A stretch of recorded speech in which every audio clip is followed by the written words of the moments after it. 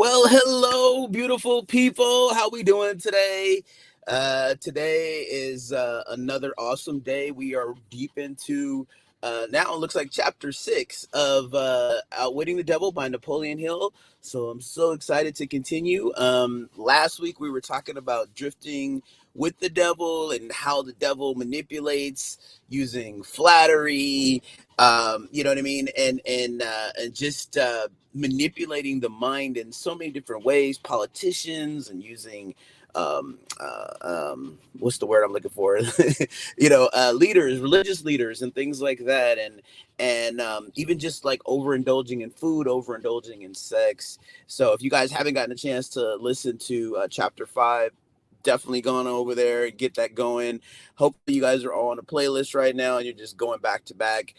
We're back at it again. I'm doing these every single day until I finish, so you will be seeing these Monday through Friday, getting these out so that we can continue to just continue to knock these out and have fun. And I hope you guys are learning a lot of cool stuff that's going to be coming up pretty soon in the channel itself that I'm really excited about. I know you guys have been talking about coaching, so I want to be able to get that going also too. And that's something that's also being worked on. And if you guys do need coaching or looking to do some coaching, I got some really cool things that I'm working on to be able to do. But if you don't want to wait for the stuff to come out, and if you just want to reach out to me directly, you can always do that too. But let's go ahead and get right into this, and we're gonna start right here on chapter 6. So let me just go ahead and set everything up here, and then we'll get going.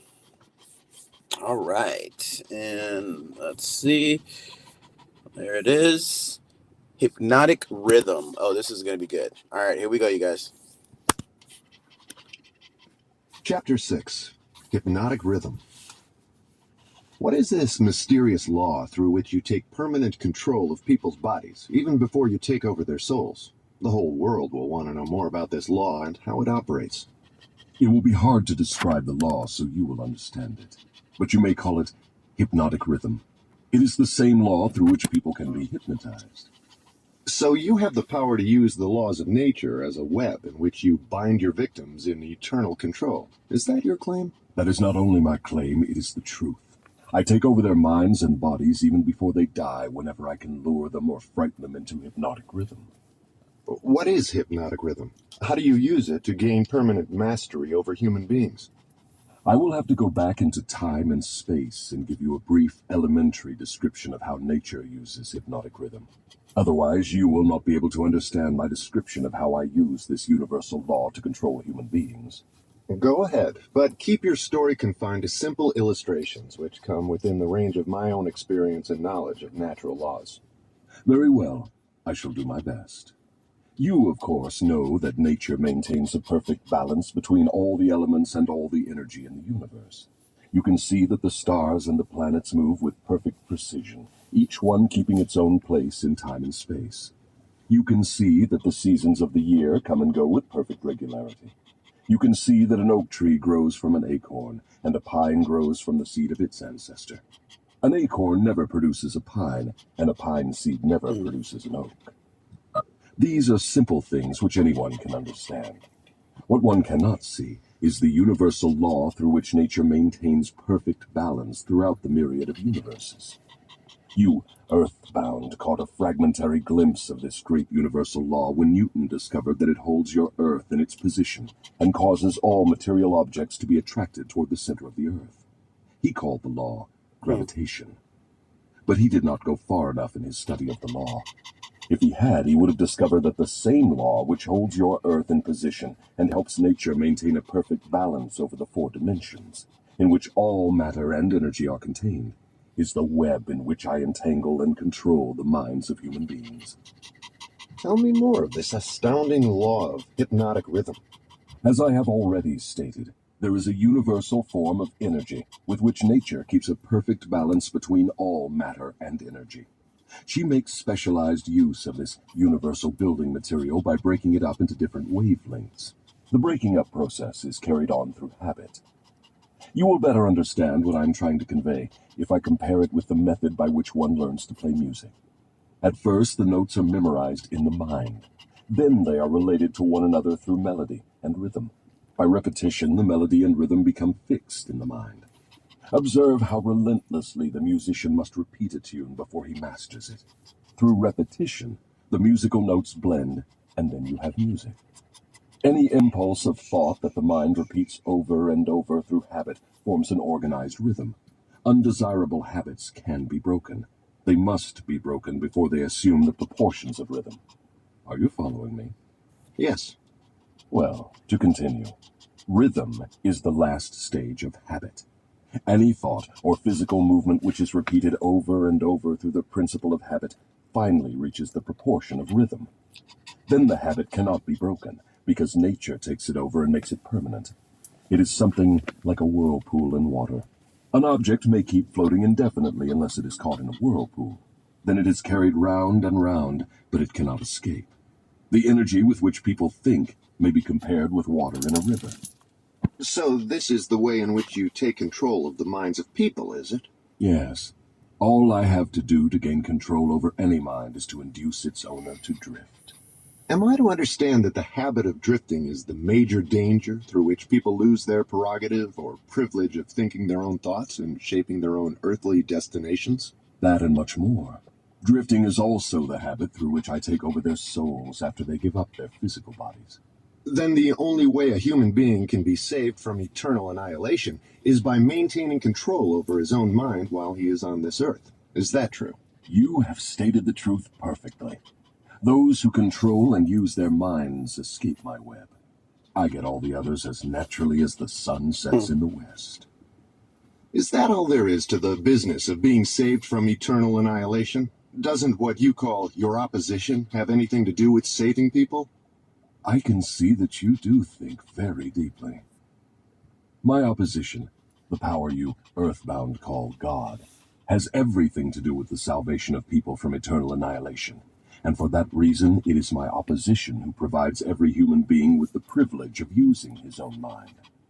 If you use that power by maintaining control over your own mind, you become a part of it when you give up your physical body. If you neglect to use it, then I have the privilege of taking advantage of the neglect through the law of hypnotic rhythm. How much of a person do you take over when you gain control of him? Everything that is left after he ceases to control and use his own mind. In other words, when you gain control of a person, you take over all there is of his individuality up to the time that he quits using his own mind. Is that correct? That is how I operate. What do you do with people whom you control before death? Of what good are they to you while they live? I use them, or what is left of them after I take charge, as propagandists to help me prepare the minds of others to drift. You not only fool people into destroying their power to control their own minds, but you use them to help you trap others? Yes, I let no opportunity get away from me. Let us come back to the subject of hypnotic rhythm. Tell me more of how this law works. Show me how you use individuals to help you gain control over others. I want to know something of the most effective way you use hypnotic rhythm. Oh, that is easy. The thing I like best is to fill the minds of people with fear. Once I fill one's mind with fear, I have little trouble causing him to drift, until I have entangled him in the web of hypnotic rhythm.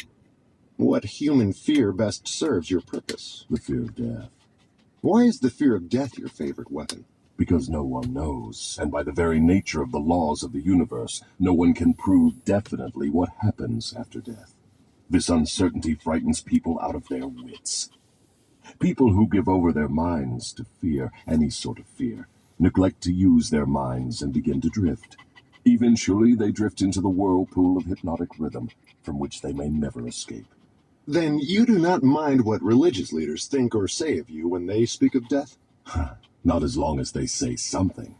If the churches should stop talking about me, my cause would receive a severe setback. Every attack made against me fixes the fear of me in the minds of all who are influenced by it. You see, opposition is the thing that keeps some people from drifting, providing they do not yield to it. Since you claim the churches help instead of hindering your cause, tell me what would give you cause to worry. My only worry is that someday a real thinker may appear on Earth.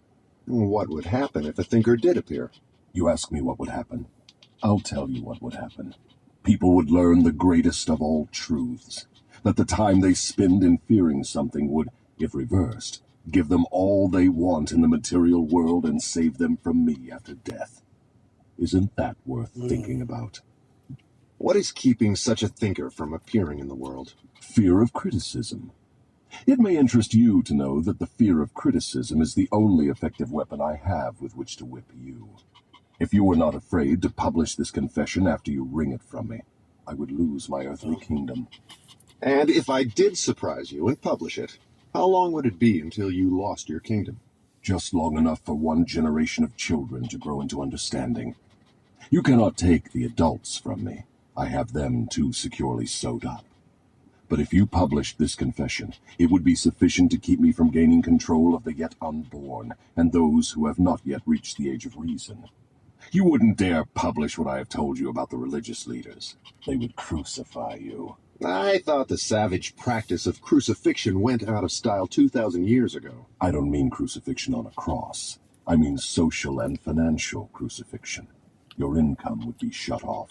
You would become a social outcast. Religious leaders and their followers alike would treat you with scorn. Suppose I should choose to throw in my lot with the select few who make a pretense of using their own minds rather than fear the masses who do not. The masses of whom you claim 98%. If you have courage enough to do this, you will crimp my style. A chill ran down my spine when I first read this, since circumstances did indeed prevent this manuscript, written in 1938, from being published until now, well after Hill's death in 1970. Was the delayed publication of the work truly caused by his wife's fear of criticism and concern over the reaction of religious leaders and public school advocates? Or was it due to the work of the devil himself? And now, the family and the foundation have decided it is time to share the manuscript with the world. Shall we heed Hill's wisdom, discover our other selves, and take control of our own minds, reclaiming our destiny? All right. Well, we're gonna end it there. We're gonna do this is just gonna be part one.